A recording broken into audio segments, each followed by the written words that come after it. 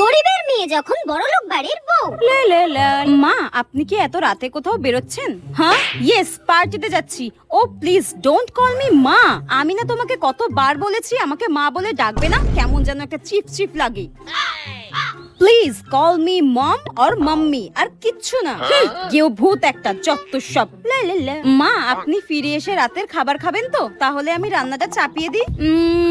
না না না, আমার জন্য ডিনার বানাতে হবে না, আমি পার্টি থেকে খেয়ে আসবো। আর আজকে রাত্রে তোমাকেও বাড়িতে খাবার দাবার বানাতে হবে না। তুমি একটা কাজ করো, তুমি বাইরে থেকে খাবার অর্ডার করে নাও, ঠিক আছে? হ্যাঁ, অনলাইনে খাবার অর্ডার করতে হবে? কিন্তু মা, আমি তো অনলাইনে খাবার অর্ডার করতে পারি না। হ্যাঁ, তুমি অনলাইনে খাবার অর্ডার করতে পারো না? ও মাই গড, আমার বেটাটা কাকে বিয়ে করেছে?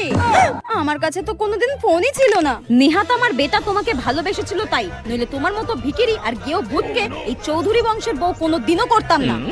যত সব। এতে আমার কি দোষ?